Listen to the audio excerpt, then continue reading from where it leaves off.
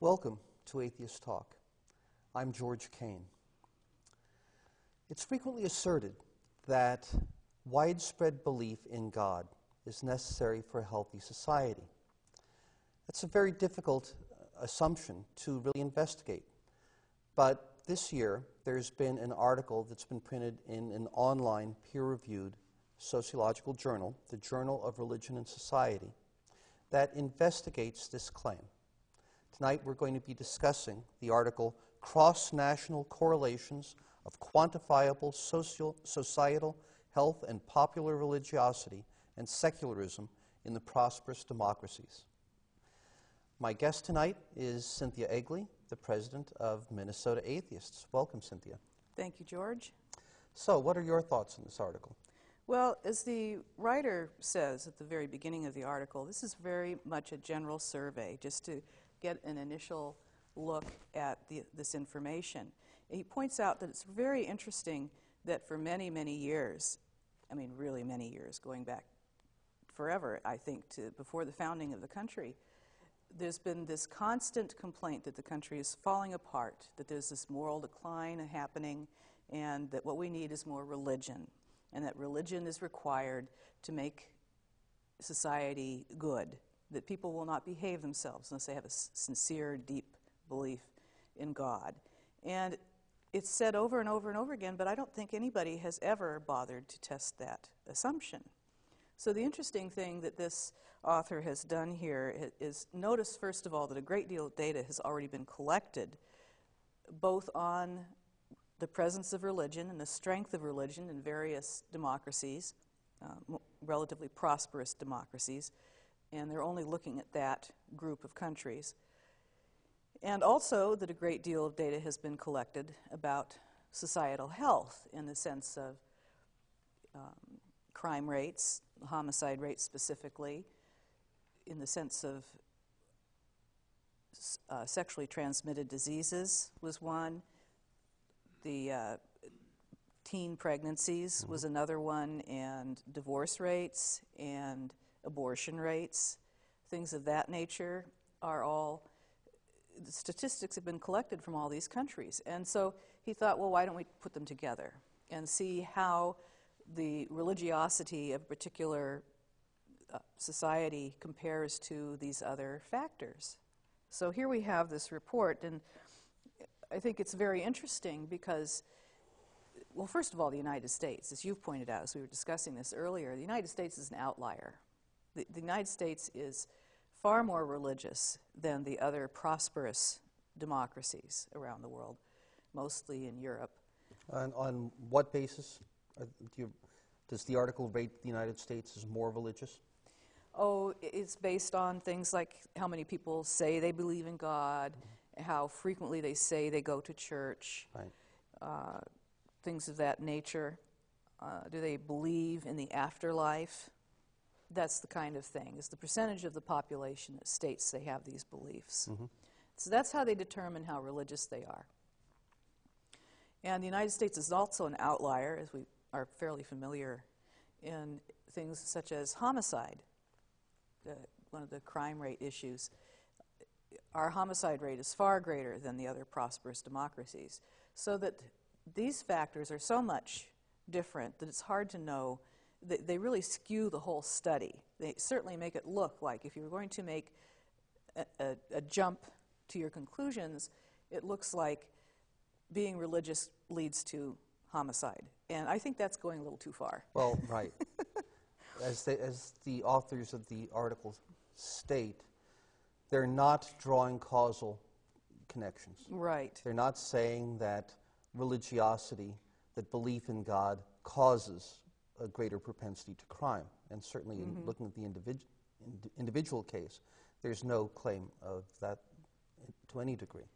Right. But it does show correlations. The essential Overall point, broad correlations, yes. The essential point is that the frequently made claim that widespread belief in God is necessary for a healthy, well-functioning society can't be demonstrated on the basis of current comparable countries. And that's pretty clear here, that to the degree there's a correlation, the correlation is the greater the religiosity, the more social health problems there are, both crime rates and higher abortion rates and things of that nature. And that doesn't mean that the religiosity causes those things, but it certainly does imply that the religious attitude is not required to keep society together and to keep it healthy. So I think it's very strong on that side of it. On that side of it, I am myself a little hesitant, a little tentative about a study like this, about drawing any conclusions from it, because I really think there are other factors other than religion that are driving the U.S. crime rate, that are driving the U.S. homicide rate. There are drug laws and the war against drugs. There is America has very distinctive laws on guns and ownership of guns and Right, which is less availability common of guns. elsewhere. Much less common elsewhere. And that these things would have much greater direct impact upon crime rates than in the United States. Than how much people go to church. Right. Definitely. I think it's a little different if one looks at the issue of, say, divorce rates and abortion and things. It's still not to say that religion would lead to an increase in those things, but there have been some studies in the United States that states where the religion is taken very, very seriously also seem to have higher divorce rates and higher abortion rates. So that's a data that tends to validate, let's say, validate this general perspective, The but it highest doesn't divorce prove rate, it. The highest divorce rate is in the Bible Belt.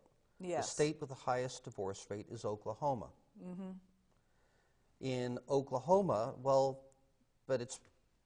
is religion a contributing factor to it? In Oklahoma, there seems to be more of a culture of expectation of marriage right after high school. Right. So perhaps people are more leaping into it when they're not ready because of that general expectation. Right. There was a study out of the U.S. Census Bureau that was just released not long ago that compared really the blue states to the red states. So it was very unusual that the Census Bureau would take such a political approach to reporting demographics. But in the blue states, the age of first marriage is extraordinarily high, much later than it's ever been in American history. That age of first marriage for men now is over 30. Age of first marriage for women is nearly that high, around 28, whereas it's 2-3 years younger than that in the red states, which encompasses that Bible Belt area. But that is still high historically. If we go back to the 1950s, the average age of first marriage was in the teens for women. This is true. And not that much higher, around 20 for men. One of the things that was also looked at here were mass shootings in schools. And that's been frequently stated, that if there were more religion in the schools, if we had prayer in the schools, things like this, these things wouldn't happen. Well, based on the rough information in this study, that doesn't look like it's necessarily true. The European countries, which have a higher degree of agnosticism or atheism, don't have very many of these shootings. And for example, at Columbine, which is so famous, the school was quite religious. It had a lot of religious activities going on, and yet that's one of the places where one of these shootings occurred. So it doesn't look like the presence of all that religion in the school was really very helpful. And in fact, it may contribute to it because religion is divisive. Yes, and sometimes that contributes to the abuse of one group of students against another, which generates resentment. So often these are people who've been abused. Of persecution. Yeah.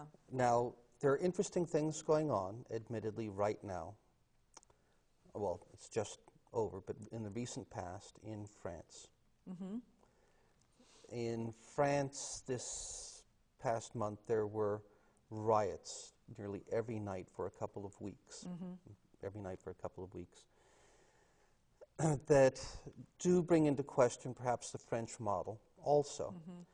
France is very welcoming of immigrants, at least ostensibly, and Yes. they view becoming French as something that is open to anyone, but they have to accept Frenchness. They have to regard themselves as French, and part of that is la laïcité, which is secularity. That Yes. life in France is secular, and that whatever religion you want to have, that's fine, but that's Public private. life, yeah, that's personal. Public life is secular. Is secular.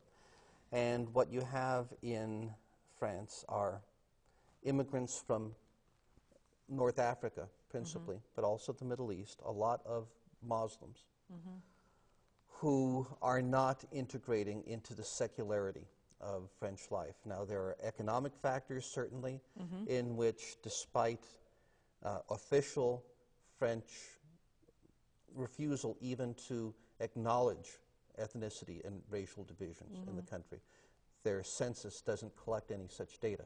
For example, no one knows how many Muslims there are in France because they are so so determined not to be officially racial, they don't collect racial statistics or ethnic statistics. Right. But there is economic bias that's a social fact, even if it doesn't Right. exist in law, against them, and that they're failing to integrate into the secular French society. And when there was an incident of apparent police unfairness, unjust action that led to the 2 deaths of 2 Arabs, that sent off 2 weeks of rioting throughout France, in which thousands of cars were burned each night. Yeah. It was interesting as France was one of the more atheistic, agnostic countries in this survey. And at least at the time the data was collected for this survey, it was also one of those where the rates of crime and things were exceptionally low. So there was a very tight correlation between that high degree of secularity and higher degree of social health. And so now we have this instance happen. Of course, Yeah. there's a religious force behind it, at least to some degree. It's not the whole explanation, but it's... No, as a matter of fact, I think that it's frequently overstated, especially in right-wing conservative publications and radio. I've heard it said that it's another intifada, Oh, okay, yeah. all right, that it's part of the Muslim determination to conquer the world, that wherever they are has to be brought under Sharia law, under Muslim rule. And I don't see that really No. much at all. I think it's much more comparable to the racial riots that we had, for example, the Watts riots after the assassination of Martin Luther King. I would agree with you. Absolutely. Absolutely. So the study is a preliminary study. The author recognizes that these are general statistics that have not been collected for this purpose. It can show some general correlations, but we can't really draw any conclusions from it, except perhaps that you can't justify the statement that there can't be a healthy society that doesn't have a strong religious structure to it. Yeah. So I'm interested in finding out what they can learn when they look at it more closely. They did have to limit what statistics they looked at. For example, when they looked at teen suicide, they didn't see any difference across the different countries.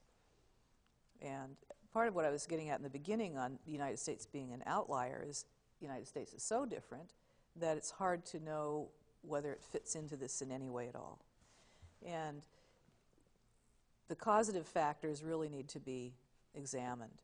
And I think clearly we would agree that just because a person is religious doesn't mean they're more likely to commit a crime or to have an abortion. Well, we would agree to that. There are people still who do not understand that. Well, I'm saying, I heard, I think the opposite of what you're saying, but Well, I heard a program on radio yesterday during drive time, the Todd Field program on KKMS, a Christian station, Yes. in which he was making the point, was asserting, a point very much like the one rebutted in this article, that belief in God is necessary for a moral life. And he quoted the Russian author, Dostoevsky. Without God, everything is permissible. Without God, everything is permissible, exactly. And claimed that without God belief, that there's no basis for ethics, and that that is a cause of the degeneration of moral standards in America. Well, what I was saying was, we're not saying that because a person becomes religious, they're suddenly going to become a homicidal maniac either. That religion doesn't necessarily cause that, certainly not on an individual basis. However, religion, especially a very conservative religion, may lead to social factors that have this as the ultimate result, not intentionally, but could have that influence. But that's something that would have to be tested. But we do know that we are not without morals because we are without God. I read Crime and Punishment, and I could never figure out why Raskolnikov would want to kill that old lady just because he didn't believe in God. It didn't make sense to me. It seemed like a total waste of his time. But Dostoevsky had to come up with something that he would do because he didn't believe in God. And right. In fact, as we were discussing before the program, self-described atheists tend to have a very high level of moral consciousness, moral awareness, and moral ambition. That to call oneself an atheist implies a good deal of reflection on matters ethical, social, and otherwise philosophical. That's right. And certainly organized atheists, whom we come into contact with through Minnesota Atheists all the time, as a group are very, very conscious of morality, have thought through these questions of how is morality possible without a God? Without a God, that's right. And we find it very possible. Right. Very much so. We find we don't want to live with people who don't have morality because it's no fun being afraid you might be murdered every day. It just isn't. And so we have morality. We find it quite simple. Of course, it may not be the same morality as the church imagines because we happen to think that things like sex and pleasure are okay in general, in their own right. They don't have to be justified by producing children and things of that nature. So we would consider those things moral, whereas many religious people would not. So we have some discrepancies. But I think in terms of ethical thought, the process of examining an actual situation and determining what the ethical choice is, not based on a simple rule book, but based on what's going to happen because of your choice, I think atheists tend to be pretty strong in that area. Right.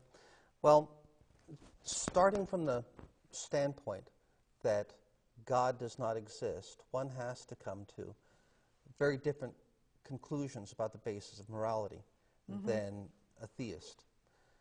To a theist, morality is God-given. Moral right is whatever God says it is. Whereas to an atheist, whether an action is good or bad, morally right or wrong, is dependent upon its consequences.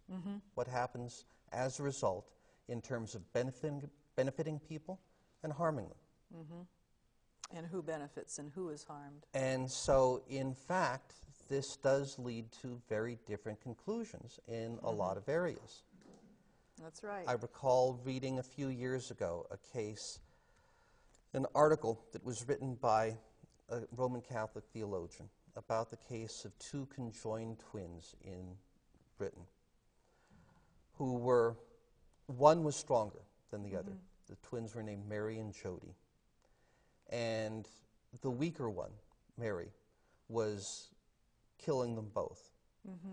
If they were separated, there was a chance that Jody could live a normal life.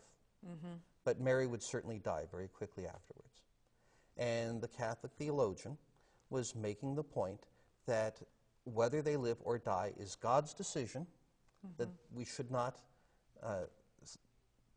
usurp We should not God's take his authority, authority, yes. and that doctors make mistakes, and so we should not consider in any degree the purely consequential arguments that the doctors were making.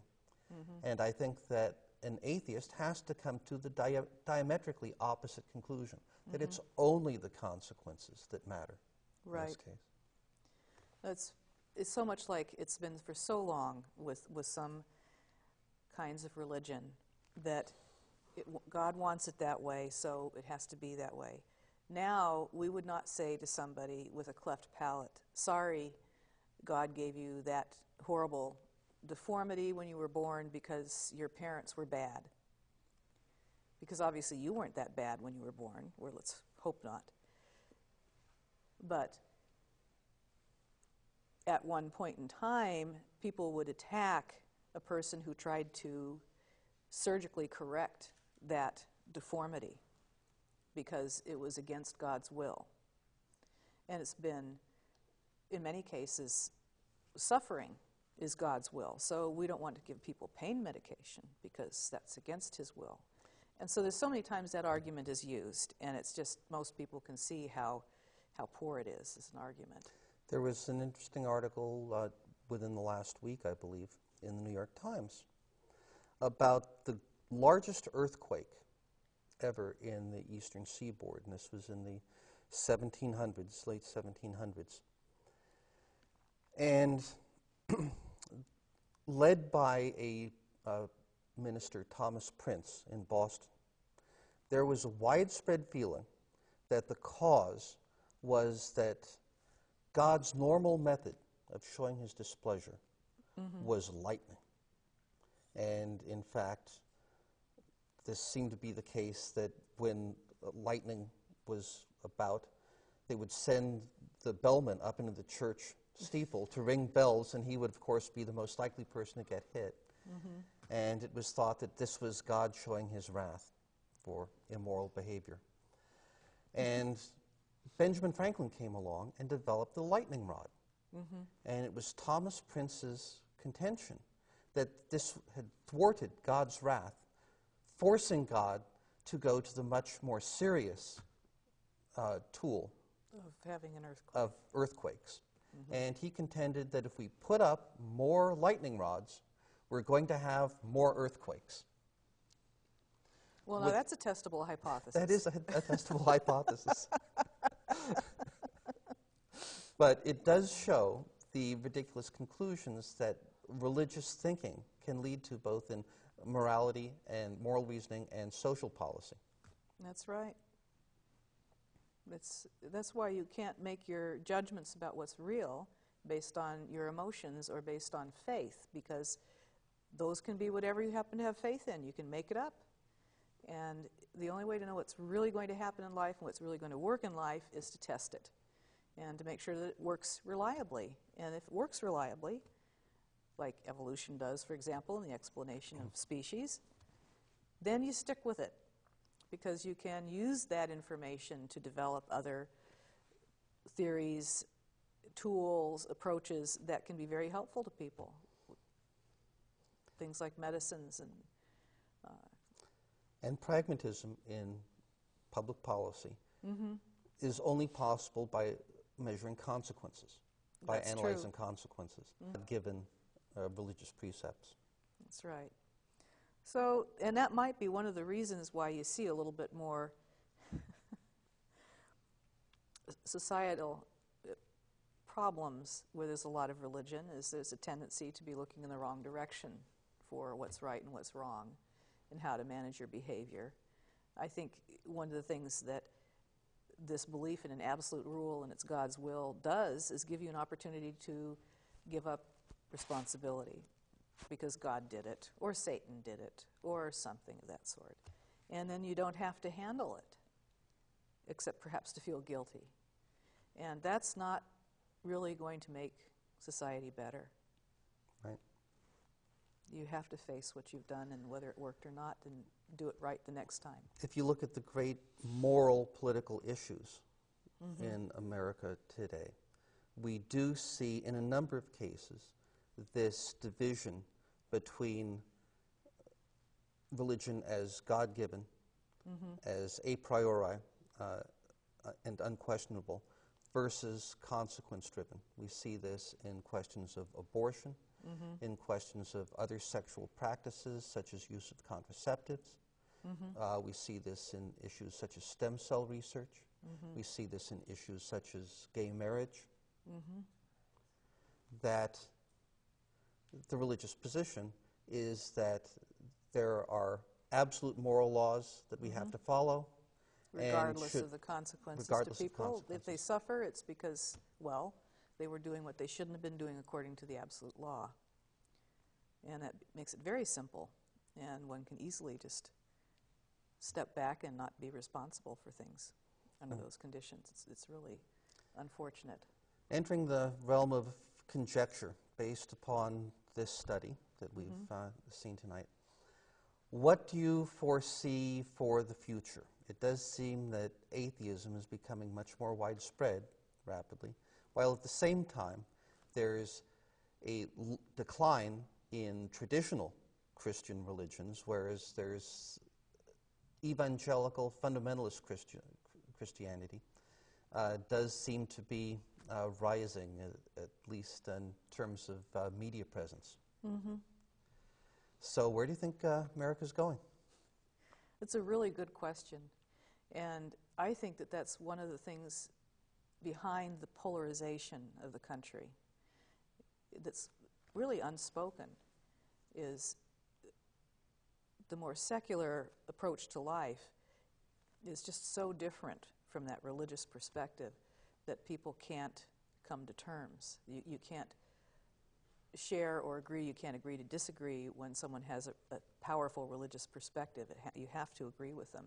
And so it becomes very polarizing. And I think if we're fortunate, there will be enough people, it turns out, who are rational enough, whether they're religious in a mainstream sense or in a personal sense or whatever, or whether they're secular or they don't care or they're atheists, they have enough concern about their freedoms that they will sooner or later stand up and say, wait a minute, you are not, this conservative religious faction is not the one that should be determining the course of this country for the future. It does not represent us. Well, thank you, Cynthia. That will have to be the final thought for tonight. Throughout the program, you've been seeing our contact information across the bottom of your screen. And if you're interested in atheism, we'd like to have you contact us. If you contact us, we'll send you one free issue of our newsletter, which is very dense, very full, with articles on atheist topics, with articles about atheist events, and we have a very full calendar. So please contact us. If you're interested in us, we're interested in you.